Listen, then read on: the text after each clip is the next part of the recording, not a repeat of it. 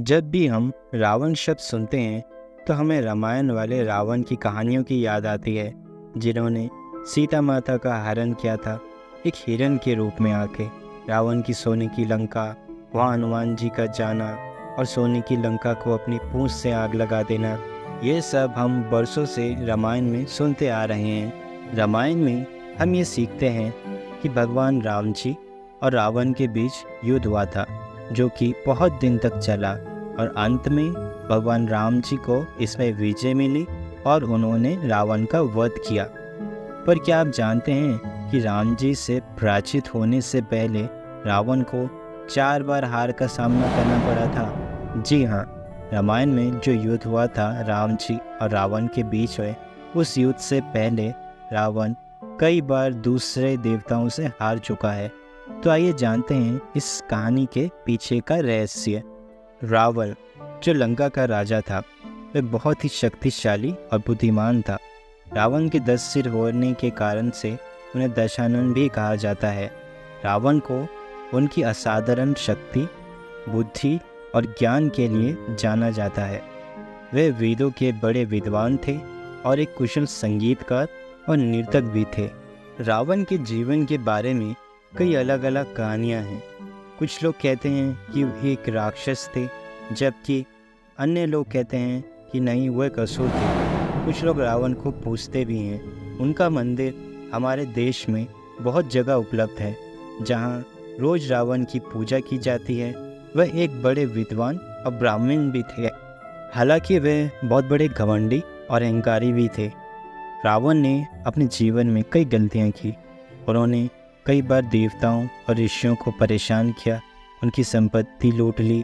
रावण को सिर्फ राम जी ने ही नहीं, बल्कि शिव जी, राजा बल्ली और भी कई देवताओं ने हराया है। चलिए जानते हैं इसके पीछे की कहानी। हम सभी जानते हैं कि रावण का अंत श्री राम द्वारा किया गया, लेकिन बाली रामायण का ऐसा पात्र था जो श्री राम से पहले ही रावण को बुरी तरह हरा चुका था। बाली सुग्रीव का भाई था। बाली के सामने लंकापति रावण क्षमा मांगने पर विवश हो गया था। बाली को ब्रह्मा जी से वरदान प्राप्त था कि उसके सामने जो भी आएगा युद्ध करने, उसकी शक्तियाँ आधी हो जाएगी। ऐसे में बाली पहले से ही महाबली था और इस वरदान के बाद वह और भी शक्तिशाली हो गया। एक बार रावण बल्ली से युद्ध करने के लिए पहुंच गया। बल्ली उस समय पूजा कर रहा था। रावण बार बार बाली को ललकार रहा था युद्ध के लिए। रावण के ऐसा करने पर बाली को पूजा में परेशानी होने लगी, जिससे राजा बल्ली को गुस्सा आ गया और उसने अपने बाजू में दबाकर रावण को चारों समुद्र की परिक्रमा करा दी। रावण ने बाली के बाजू से निकलने के लिए बहुत कोशिश किया, परंतु वह विफल रहा। पूजा खत्म हो जाने तक राजा बाली ने रावण को बाजू में ही दबाकर रखा था। बाद में रावण ने राजा बाली से क्षमा मांगा। बाली ने भी रावण को माफ़ कर दिया। रावण ने इसके बाद बाली के सामने मित्रता का प्रस्ताव रखा, जिसे बाली ने खुशी खुशी स्वीकार भी कर लिया और इस तरह बाली और रावण में दोस्ती भी हो गई। दूसरी हार रावण की सहस्त्रबाहु अर्जुन से हुई। पौराणिक कथा के अनुसार त्रेता युग में सहस्त्रबाहु अर्जुन के नाम से एक राजा हुआ करते थे, जिन्हें कर्तव्यपूर्ण अर्जुन के नाम से भी जाना जाता है। सहस्त्रबाहु अर्जुन को रावण से भी अधिक बलशाली माना जाता है। उनकी 1000 भुजाएं भी थी। जब रावण को उनके बारे में पता चला तो वे उनसे युद्ध करने के लिए पहुंच गए। रावण अपनी पूरी सेना के साथ पूरी तैयारी करके उनसे युद्ध करने के लिए पहुंच गए। उस समय सहस्त्रबाहु अर्जुन नर्मदा नदी के किनारे नहा रहे थे। जब उन्हें पता चला कि रावण उनसे युद्ध करने के लिए आ रहे हैं अपनी पूरी सेना के साथ, तो उन्होंने अपनी 1000 हाथों से नर्मदा का पानी रोक दिया और जब बहुत सारा पानी इकट्ठा हो गया तो उन्होंने सब पानी को एक साथ छोड़ दिया। पानी का बहाव इतना तेज था कि रावण और उनकी पूरी सेना पानी के तेज बहाव में बह गई। रावण को सहस्त्रबाहु अर्जुन ने इस हार के बाद बंदी बनाकर रख दिया और फिर कुछ दिनों के बाद रावण को उन्होंने मुक्त भी कर दिया। अगली हार रावण की पाताल लोक के राजा बल्ली के हाथों हुई। दैत्य राजा बल्ली पाताल लोक का एक बहुत बड़ा राजा था।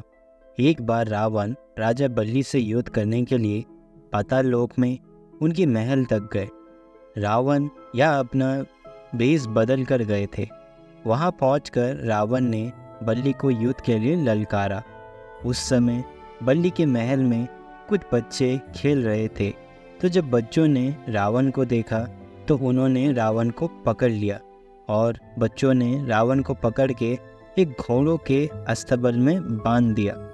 इस प्रकार राजा बल्ली के महल में रावण की एक बार फिर से हार हुई, जिसके बाद बड़ी मुश्किल से रावण वहां से भागने में कामयाब रहा।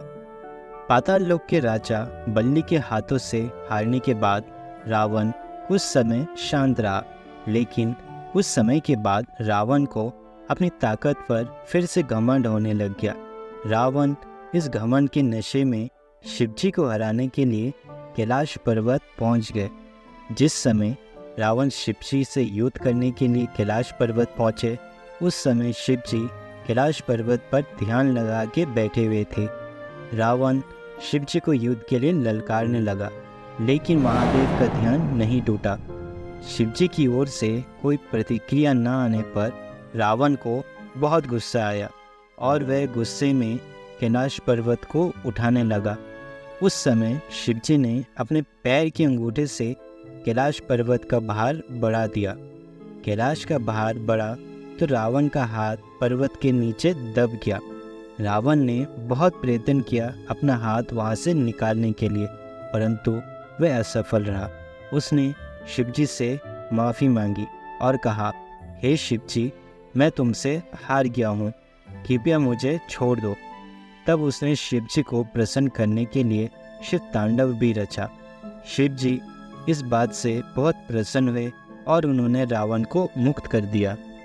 इस हार के बाद रावण ने शिवजी को अपना गुरु बना लिया और उनके पास से कई शक्तियाँ भी प्राप्त की। हिंदू धर्म के अनुसार रावण शिवजी का सबसे बड़ा भक्त था। वह शिवजी को हर रोज पूजता था। रावण कई दिनों तक शिवजी के मार्गदर्शन पे भी चले। वह शिवजी के बहुत बड़े भक्त थे। रावण एक बुद्धिमान व्यक्ति थे। उन्हें सभी वेदों का बहुत अच्छे से ज्ञान था। उन्हें वेदों के साथ साथ तंत्र, ज्योतिषी, संस्कृत साहित्य और विभिन्न कला शास्त्रों का अच्छे से ज्ञान था। शिव तांडव लिखने का श्रेय भी उन्हीं को दिया जाता है, जो भगवान शिव की शक्तिशाली भजनों में से एक है। रावण भले ही एक बहुत बड़ा विद्वान था, परंतु उन्हें अपनी शक्तियों पर घमंड था, जिसके कारण से उन्हें बहुत बार देवों के हाथों हार का सामना करना पड़ा। हिंदू धर्म के अनुसार रावण एक महान राजा था और उनका हमारे जीवन में एक बहुत बड़ा महत्व है। रामायण में उनकी सबसे बड़ी भूमिका थी। आज भी हमारे देश में कई जगह ऐसे हैं जहाँ रावण की पूजा की जाती है। बहुत से रावण के मंदिर हमारे देश में उपलब्ध है, जहाँ रोज उनकी पूरे मन से पूजा की जाती है। आशा करता हूँ आपको रावण की ये अनसुनी कहानी पसंद आई होगी। ऐसे ही कहानियों के लिए मेरे चैनल को प्लीज़ सब्सक्राइब करें और इस वीडियो को लाइक और शेयर भी करें। मिलता हूँ आपसे ऐसे ही किसी रोचक कहानी के साथ। धन्यवाद।